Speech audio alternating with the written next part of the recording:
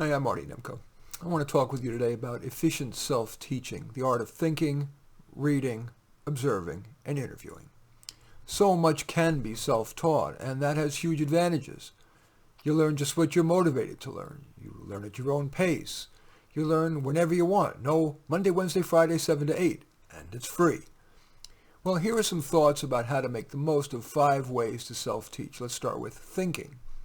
Sometimes the best and certainly most empowering and active approach to learning is to think. Maybe while pacing, if only for a minute or two, think about something you're puzzled about, what you'd like to learn about. Maybe jot down some notes or a diagram. Before writing a post, my first step is often to sit away from the distraction of my computer on my sofa and think. As ideas come to me, I scribble them. Sometimes I'll talk aloud, an even more active form of thinking. And verbalizing often generates ideas and solutions. It's a great way to learn. Next, let's turn to articles. Google search scours millions of articles, videos, and book excerpts, and its algorithm tends to yield on-target articles at or near the top of the search results. Of course, for Google search to do its thing, requires us to use a good search term. And the key to that is to not be too narrow, not the key, but certainly a key to that, is to not be too narrow or too broad. For example, if I were trying to learn about using Instagram in job search, I wouldn't be so narrow as to use the term Instagram, job search, tips, video. Nor would I be as broad as Instagram, job search. I would first try job search, Instagram, tips. The first search result using that search term yielded this tip. Stay updated with your dream employers and industry heroes by following them on Instagram.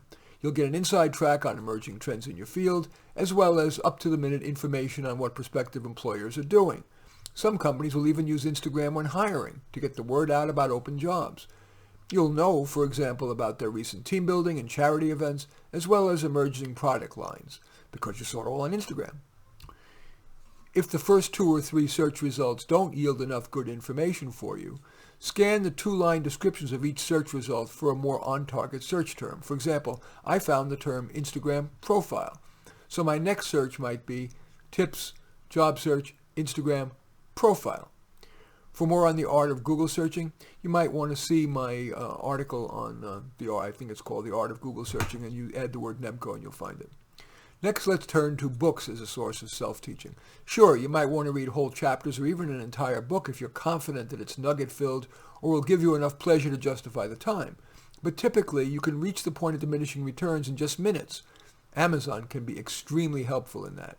First, find 1 or more books on your topic.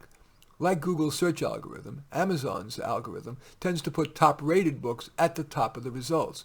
It's particularly likely to find something you'll like because Amazon's algorithm searches literally millions of books. That's more choices than you would get browsing 100 brick-and-mortar bookstores or libraries.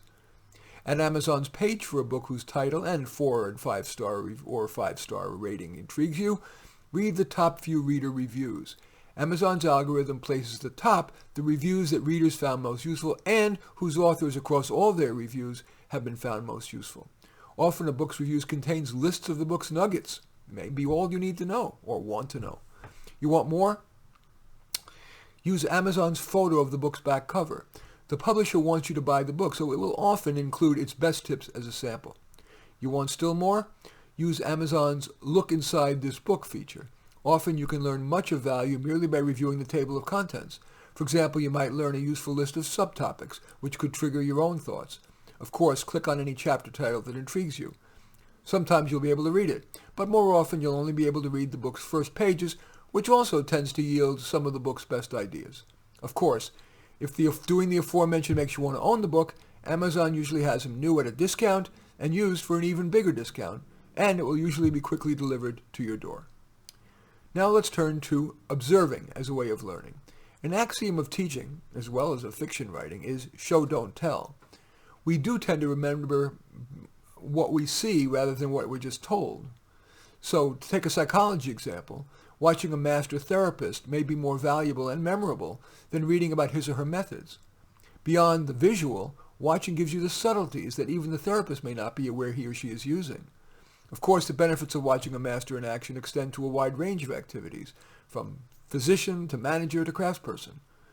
Is there someone you should ask to observe and maybe debrief with afterwards? And finally, let's turn to interviewing as a source of learning.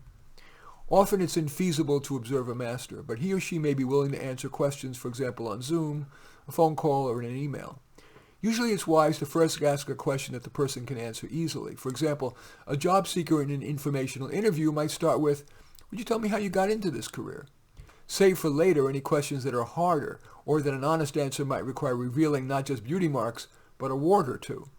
For more on the art of questioning, you might Google the art of questioning and again the name Nemko, N-E-M-K-O, and you'll find it.